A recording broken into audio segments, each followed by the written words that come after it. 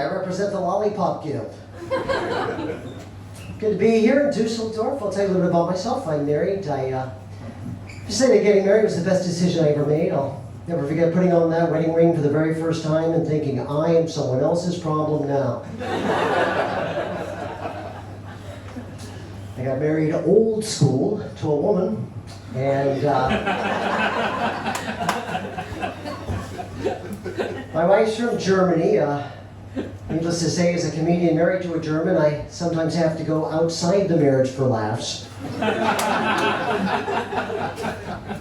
Let's face it, there's two things Germans never joke about: Hitler and everything else.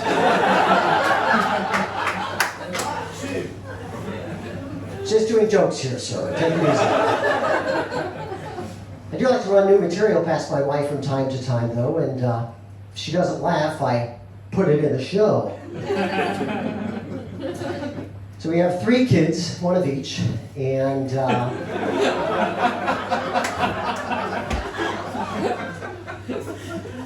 we were told when we got married, if my wife only speaks German to the kids and I only speak to them in English, the kids will eventually learn both languages fluently, which is the way it's worked for our daughters. But our son is now 17 years old and speaks only Dutch. Dutch is a loopy language. It sounds like German after 9 too many Heinekens. Actually, they're all perfectly bilingual. They do make small mistakes from time to time. For example, every day, I have to have the same conversation with the youngest one. She'll say, Dad, look what I did do. And I have to explain to her, now Lucy, remember, in English, you never say, look what I did do. It's just, look what I did. Then she dutifully replies, look what I did. And I say, very good. Now, what did you do?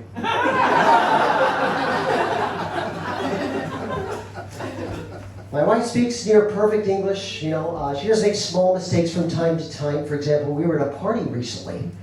Somebody made an inadvertent pun, and then they said, no pun intended, and my wife replied, none taken.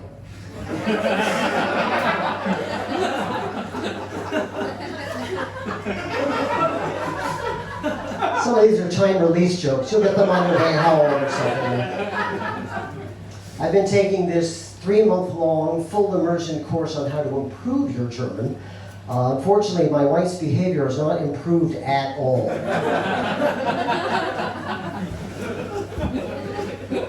We argue about money on a regular basis. For example, she thinks we can afford a pool boy of all things, but I'm worried if I cave on that, we're going to end up having to get a pool as well. Whenever we argue, it makes me think that the human brain is like a pair of headphones, and female headphones are broadcasting something very different from male headphones. Man puts on female headphones for the first time in his life. He's exposed to a non-stop barrage of worries, thoughts, concerns, plans, emotions. Rips them off after 5 seconds. But he won't get his headphones back because the woman's wearing them. When the woman realizes that male headphones are noise canceling.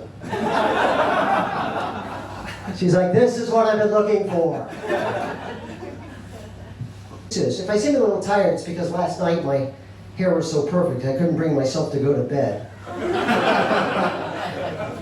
They tried to confiscate my hair gel at airport security recently because I had 6 ounces of it in my carry-on bag, and I didn't let them take it. They just put it in my hair, where apparently it's legal. People have no sense of humor when they're boarding the plane. Everybody wants to get settled down as quickly as possible.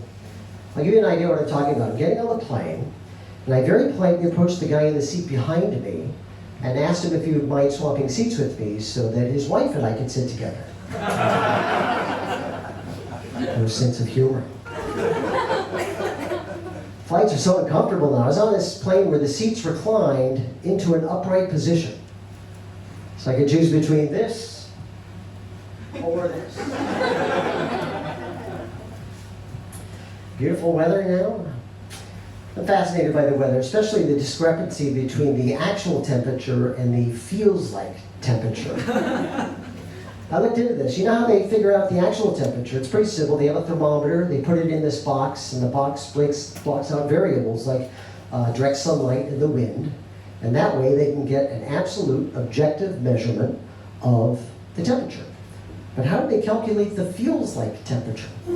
Well, apparently it varies from woman to woman, but I don't want to talk about it. Okay, I'm going to wrap things up here, but I need the assistance of someone from the audience, someone who's a good sport, also someone who's willing to suspend all disbelief, logic, and skepticism and indulge in the possibility of psychic powers.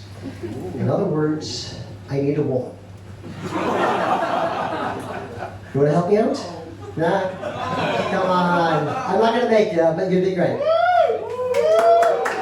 So come on up. Let's give her a big round of applause.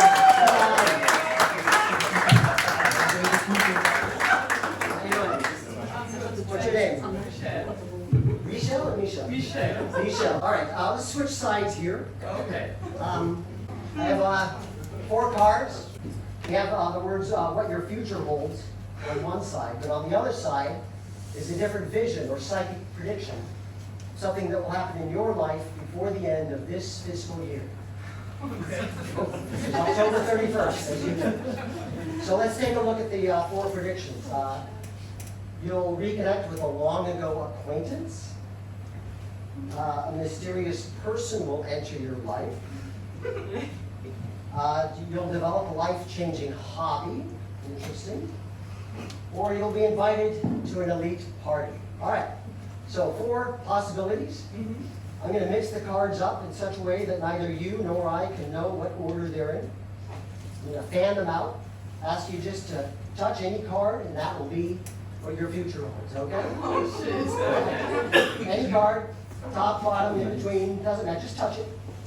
This guy right here? Yeah. Okay. I want you to take the card, just press it against you without reading it, okay? Okay. Hold it like that.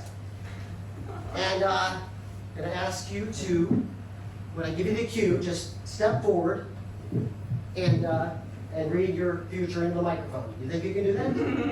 All right. I'll go over the mic first.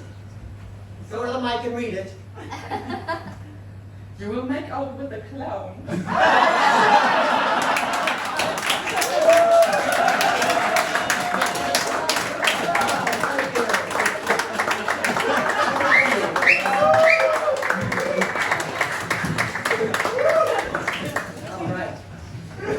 Very good. Can I freak you out?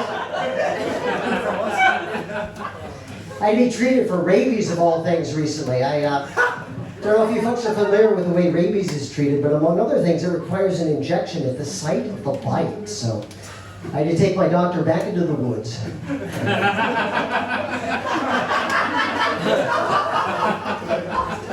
Stayed at a hotel in Berlin last week that had some unusual amenities. They had wake-up calls, of course, but for a small fee, they had something called real wake-up calls, which kind of piqued my curiosity, so I ordered a real wake-up call. And the next morning, my best friend rang me to tell me I have a drinking problem. Well, you folks have been a very nice crowd. I want to thank you for coming out. If you'd like to learn more about me, I encourage you to visit my website, daviddeeble.com. If you'd like to learn how I came up with my act, you can visit my mom's new site, nevertakeababy.org. Kidding, it's also .com. Have a great night. Thank you.